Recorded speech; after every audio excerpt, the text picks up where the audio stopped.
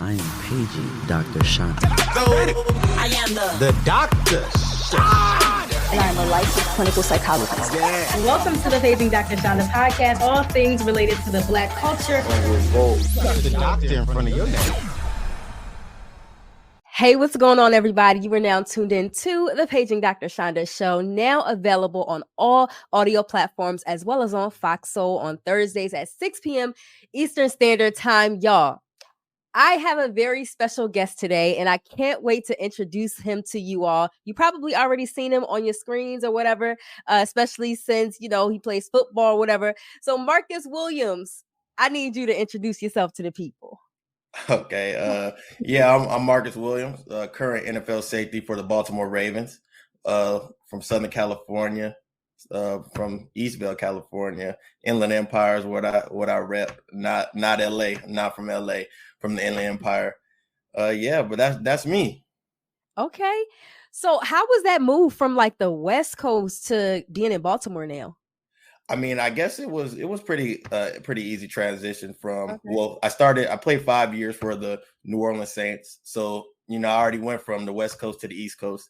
So it wasn't a bad transition to go to Baltimore from New Orleans. It was just pretty smooth. I had two good organizations. So it was a smooth transition. And I mean, I love it. I love both places, and I'm just happy where I'm at right now. It's definitely a great opportunity for me. Nice. Okay, so I can imagine the winters, though, they're probably different. So the winter this year was actually a surprise for me. Okay. One, because I wasn't prepared. Two, I went to University of Utah, so I was prepared for, snow and stuff at Utah. But in Baltimore, I didn't realize that it snowed. So unfortunately, I didn't have a shovel. And playoff time comes around. We're playing the Houston Texans. Didn't have a shovel, so I had to use a recycling bin to shovel up this snow in front of my driveway, or else I was going to make it. So everybody was clowning me. I made a video basically talking about how I'm not going to make it to work because I have to shovel this whole driveway with a trash can. And I mean, I did it. I made it through. I got to it. I had a great game, and we won. We won the game. So that was a good thing. That would have threw off my whole day, but that's why you're the athlete, and you got to have that mental toughness to be able to think your way through different situations. Definitely. Period. Okay, so now that you're in Baltimore, do you eat like crabs or? Well, actually, I grew up eating a lot of seafood boils and crab, all this stuff. Before I even went to New Orleans and Baltimore, that's crazy that I go to Creole food and then snow crabs. But my mom, she actually a chef.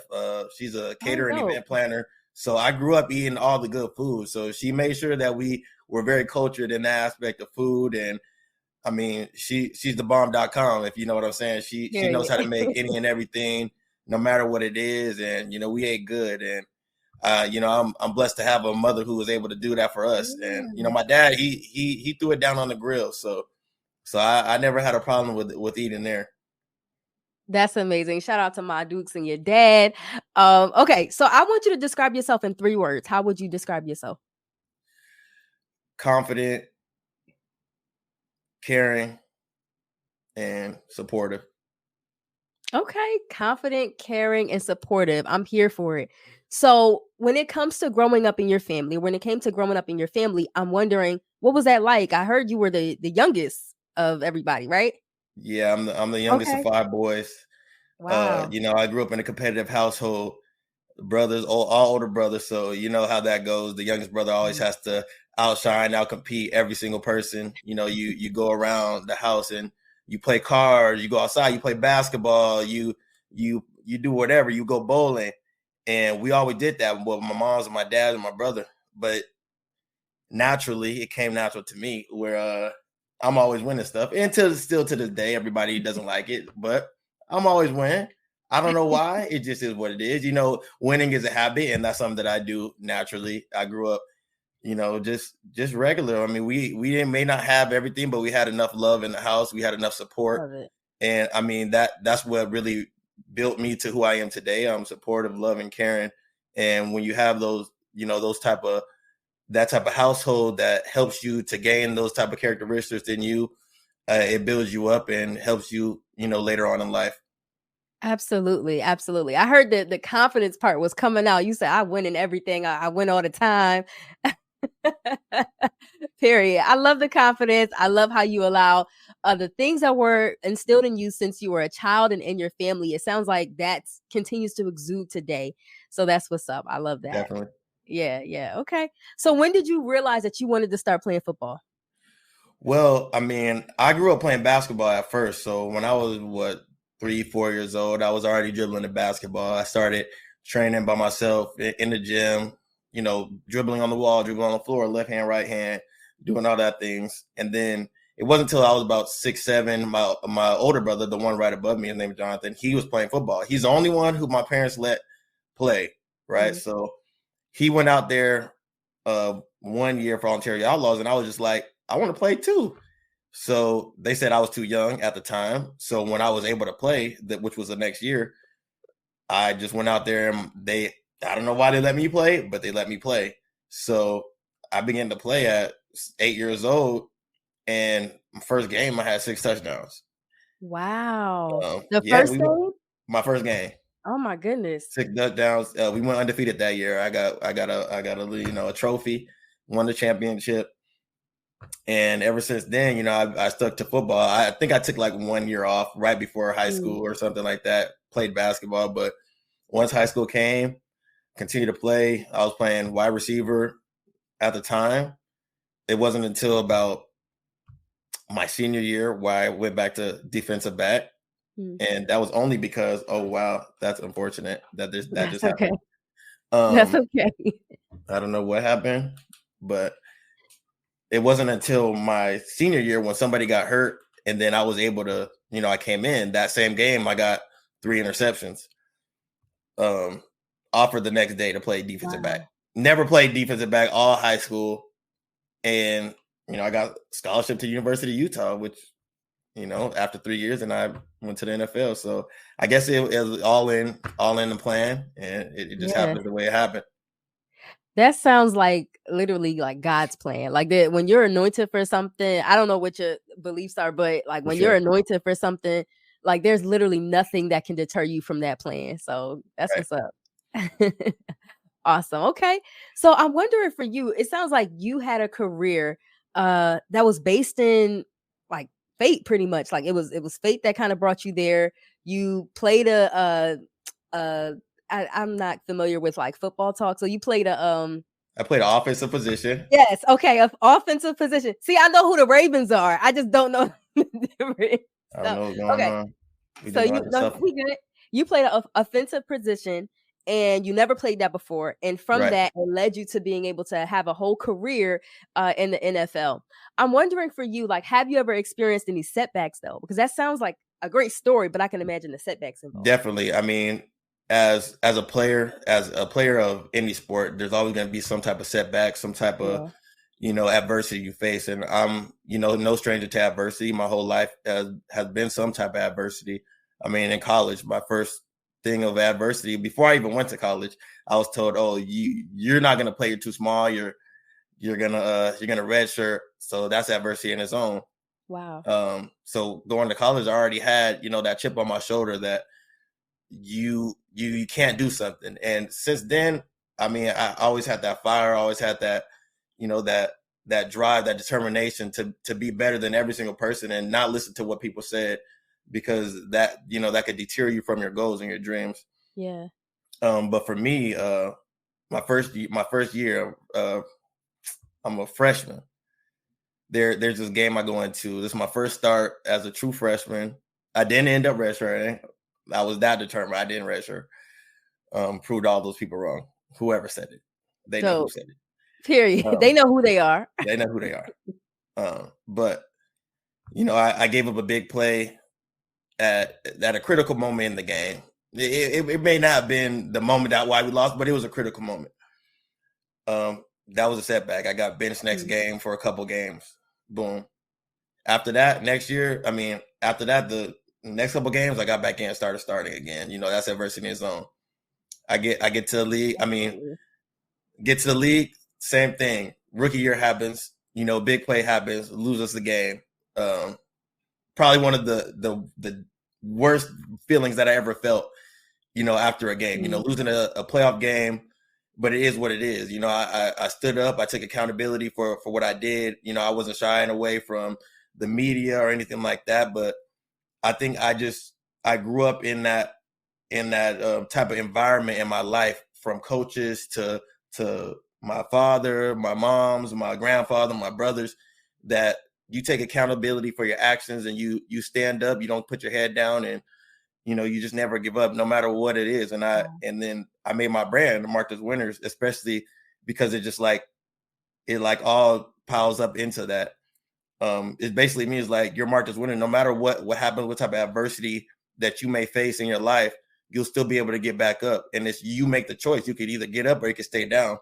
But to be a winner, you have to overcome that adversity that's going to be faced, that you're going to face in life, because everybody in this world is going to face adversity. You may not have experienced it yet, but it will happen. And ever since then, I had stuff going on in my life. Grandfather passed away, aunts passed away, things like that.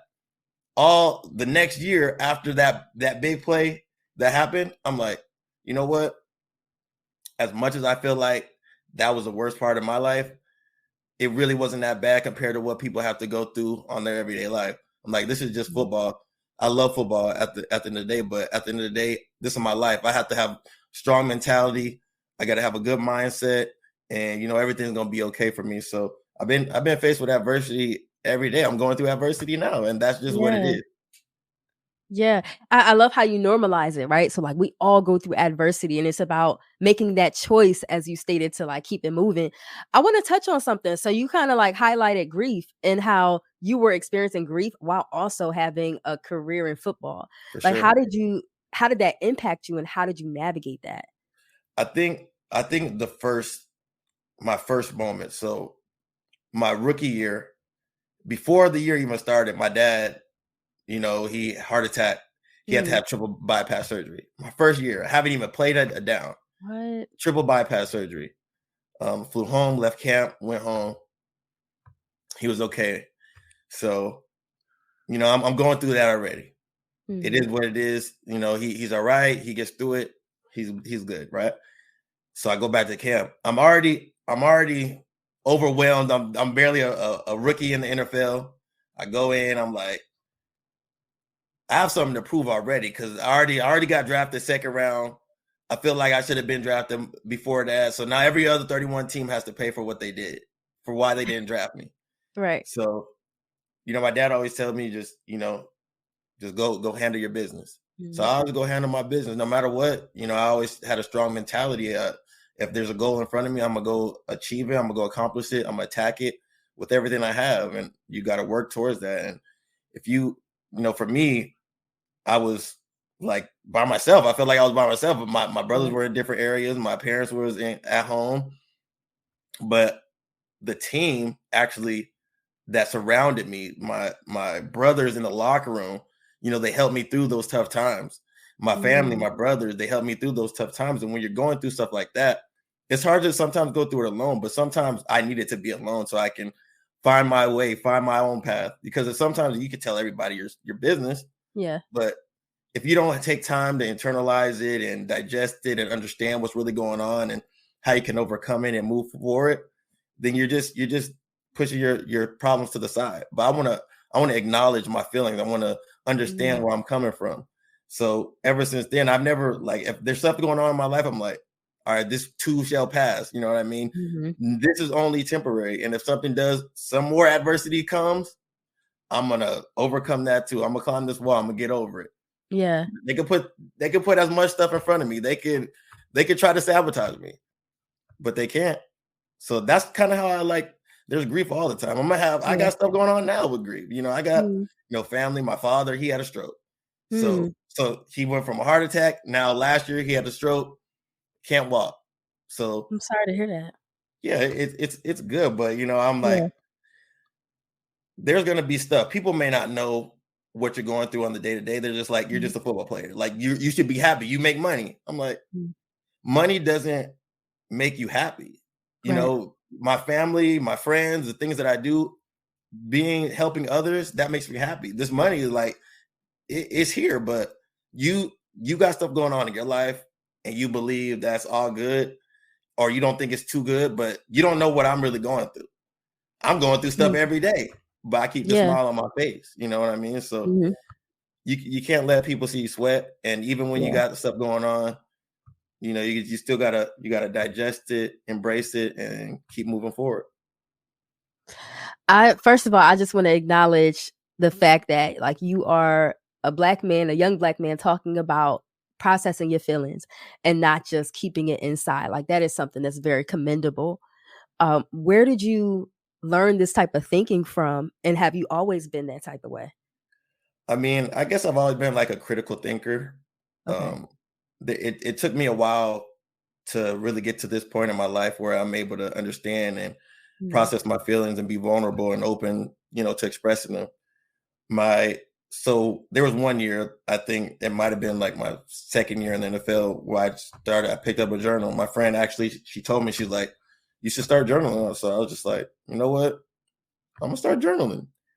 And there was a whole bunch of traumas that I had to, you know, overcome within journaling. I got so much out on a piece of paper that I really didn't know that I had in my mind. So I think I just started writing, started journaling, getting all my feelings and emotions out on a piece of paper. And then it gave me more confidence to speak, to have a voice, to have an opinion, to be able to talk to people. And people need help, I'm able to like tell them what my experience was and give them tips from what I experienced. I may not be able to give them exactly what they want, but I know there's something that I tell them that they'll be able to understand and it'll relate for them. It sounds like based on your own experience of like journaling and kind of walking through that process, you've been able to help others in their situations. Is that what I'm For hearing? sure. Yeah, for sure. I mean, So, most people, most of my friends, they'll come to me. They'll come to me for advice. We'll talk because there's no judgment. Like, yeah. of course, people have their own opinions and things like that. But when you come to me, I'm not going to judge you for what's going on in your life. I want to be there. I want to support you. I want to be able to be someone you can lean on. And I feel like that's just the person who I've been throughout my life. I've been somebody that people can lean on. They can ask questions. They can, you know, do whatever they got to do to talk to me. And I'm like, I'm here, open heart. Yeah. And I'll be here. If you just need me to sit here and be in the same room as you, I'll do it. You brought up a great point like a few moments ago about how there's this unspoken rule pretty much amongst athletes, like that shut up and play mentality, right? So like basically you're here to entertain us. How do you not get caught up in that cycle of just being here, just entertaining without, you know, checking in with yourself and being a human? You know, we block out the outside noise. You know, that's just is what it is. People want to talk. They'll talk about you. They'll call you names. They'll do whatever. They'll make threats to you. You know, I've been threatened plenty of times. Really? Yeah, and that's just You the best seem like a nice person. They don't know me though. People don't know you, so they'll say whatever. They're like, I want my team to win. I don't care who you are. Okay. Right. But when they meet you, they're like, dang, I don't know why I was acting that way towards you. So for me, I'm just like, y'all can say whatever you want. In this locker room, we know, like, we'll talk amongst each other. Like, we'll talk about our problems. We'll talk about life. That's just like, for some reason, that's like your therapy. You know, you'll talk to, you'll find somebody, you'll latch on to them. You'll talk about what's going on in your family, what's going on at home. You know, anything you want to talk about, there'll be somebody there that you can lean on to talk to. Yeah. Yeah. I'm here for it. It sounds like the theme here that we're talking about is like the importance of support, like having supportive people around you. Definitely. Yeah. Surround yourself with those who will be there for you, support you, and help you through. And that's what you want. Yeah. Okay. So I got one more question, then we're going to talk about your organization. So we've been talking about mental health and the way that, you know, it can impact us, right? You talked about grief and performance and things of that nature. How do you think us as a society, how do you see us reacting to the mental health of athletes? I think most people don't care. Okay. People care, but I think 90% of the people don't. and Yeah. 10% are like, they be happy you have problems. You know, they don't really care about what's going on in your life. They don't care about your mental health. They're like, go out there and play. Go Yeah. out there. You get paid. We don't care what you have going on. You can, your family member could die yesterday, and we want to see you out there playing. And if you don't perform, fire you. That's how they feel. Like, they don't understand this is our livelihood. This is what we're doing to feed our families. It's not, we're not just doing this because, like, at any moment something could happen, we could get hurt, and we could be done. This is a business more than it is a game at this point. We have fun doing it. We love doing it. We love going around, having fun, flying around, being with your teammates. But at the same time, it's also a business. Yeah. So when we go through everyday things, they don't care. That, in my opinion, they don't care. Yeah. Somebody else could say, "Oh yeah, people care," but in my opinion, I don't believe people care about what we got going on. They couldn't care less. I empathize with that, because when you see, like, somebody, a football player or a basketball player, having some sort of breakdown and it's posted on the Shade Room, or, substance abuse and it's posted on Spiritual World or whatever, like, the comments is going to be brutal. Like, the comments is going to come for that person as an athlete or whatever, as opposed to, like, hold up, I wonder what he's going through mentally and emotionally. So I definitely echo the sentiments there. I think that we can do a better job the way we respond to y'all. For sure. Yeah. I think it's like a two-way street. Sometimes I want to react, but that's not the right way. I can't react to what people say. I just have to let them say whatever they want to say, and let them be who they want to be. Because in reality, I feel like if they can say that to me, that's just who they are. It's a part of their character. Yeah. Right. Yeah. I mean, I would never go out there and be like, you are the worst. You suck. You should be fired. No. But that's who I am. That may not be who somebody else is. And that, hey, to each its own. I just handle who I am. I control me. Right. And you came from a great family. I could tell that people who instilled in you great values. So yeah, I would definitely appreciate your time today. Tell us a bit about your organization, what you have going on, and how we can continue to stay connected. Oh yeah. So my foundation is called Marked as Winners. We do a lot about education and informing, and June 22nd we're having our 6th annual Marked as Winners camp, and it's for the community. It's for the kids. They come out there. We have over 900 kids out there cheerleading, and it's amazing. My mom puts it on. She's amazing. She's Superwoman. It's not me doing it. It's her. It's her camp. I show up and I train the kids. That's all I do. But she does a great job. Has vendors. She has everything out there. Food trucks, bounce houses. She has everything out there. Anything you can imagine. We had, I don't know, raffles, Jenga tournaments, all that. And then we give scholarships. We give scholarships because we're big on education. It's student before the athlete. That's how I grew up. Couldn't play anything unless I had good grades. So love that. We give kids put in their essays. They write the essays, send in their report cards, and then we give $1,000 scholarships. I think we gave $13,000 worth of scholarships last year. That's amazing. And we give it to them for whatever they want when they go to their colleges. So it's definitely a great organization. We want to continue to give back, backpack giveaways, run for health, things like that, to get more into that space. And yeah, it's definitely a great organization for that. Yeah, it sounds like it. It sounds like I definitely have a heart for the youth, so this definitely speaks to me. Is it too late for people to sign up, or like, how do they register? Well, there's about 35 spots left for football, and there is no spots left for cheer. Got it. And do they go to your website to sign up? Yeah, they go to markedaswinners.com. There will be a link there that they can click and they can go out there. But yeah, if you get on, congratulations. But if you don't, sorry. Because it's all free. It's all free camp. We go out there and we have a good time. We enjoy, and we just bring good energy, good vibes, and we have fun. I love that. Listen, I'm here for it. Like I said, I have a heart for the youth, and I think that's something that, and it's in Baltimore, right?